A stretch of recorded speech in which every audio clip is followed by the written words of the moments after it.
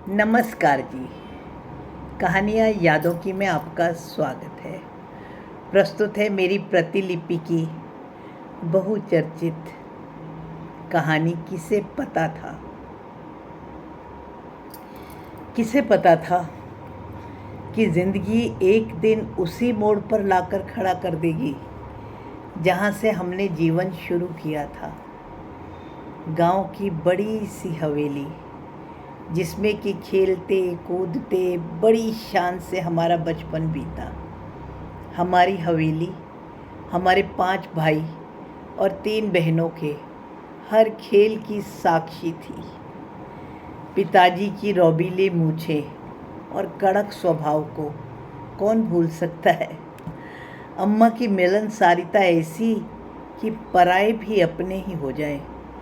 इस हवेली ने हम सबको फलते फूलते देखा है। हवेली कितनी बार दुल्हन सी सजी है। सजी हुई हवेली ने हम 5 भाइयों की पत्नियों का महावर से लगे पैरों से अंदर आते हुए स्वागत किया है। शगुन के बहुत से गीत सुने हैं। बहनों की विदाई के समय हम सबके साथ मानो हमारी हवेली भी चुप सी हो गई थी। कहीं कोई शोर नहीं था। समय बीता। पिताजी और अम्मा संसार से कूच करके चले गए थे। दूर दूर तक खेती की ज़मीन एक्वायर हुई। सब भाइयों ने दूर दूर अपना ठिकाना बना लिया था।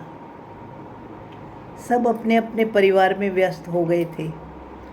मेरी भी पूरी दुनिया बिट्टू और मुन्नी तक ही सीमित हो गई थी।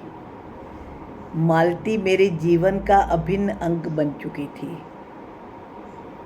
मुंबई नगर महापालिका में अकाउंट्स ऑफिसर की नौकरी मिलने के बाद मैं अपने हरियाणा की हवेली को तो लगभग बिल्कुल ही भूल चुका था। बस जब तक अम्मा बाबूजी थे तो कभी कभी वहाँ जाना हो जाता था, और अब तो वहाँ कोई था ही नहीं। उजाड़ सी हवेली हम सबको कितना याद करती होगी, ये तो हमने कभी सोचा ही नहीं। हमारी मेहनत भी रंग लाई और हमारा बिट्टू डॉक्टर बनकर ऑस्ट्रेलिया में सेटल हो गया। मुन्नी भी अपने पति के साथ जब अमेरिका चली गई तो उसकी बेटी होने के समय मैं तो ना जा सका, लेकिन उसकी माँ मालती उसके पास चली गई थी। मालती की अनुपस्थिति में घर मानो काटने को आता था। पूरी जिंदगी की व्यस्त आपाधापी के बाद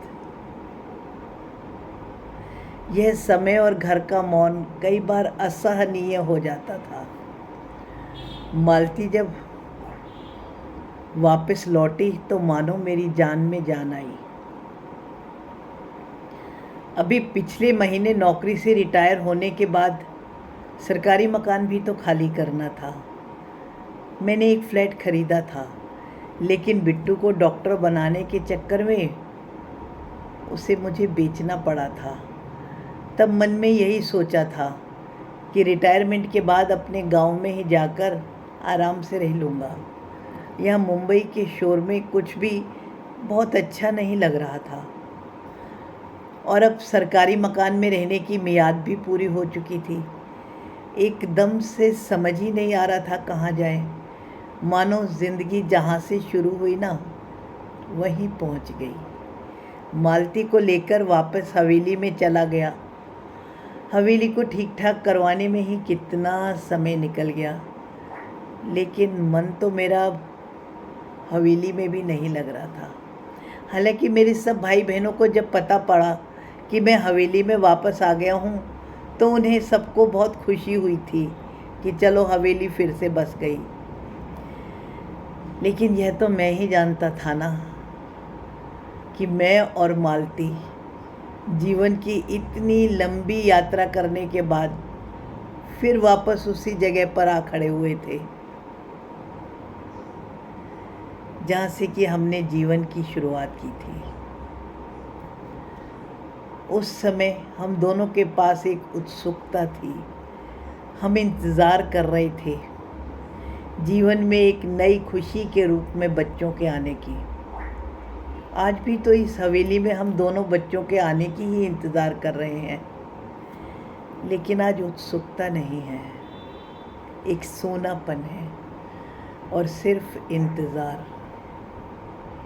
किसे पता था कि ज़िंदगी लौटकर वहीं आ जाएगी और फिर हम दोनों को जीवन में नई शुरुआत करनी होगी। किसे पता था। धन्यवाद जी। मेरी कहानी पसंद आने पर आपके मन में कोई भी विचार आए तो उसे कमेंट्स द्वारा सूचित करें।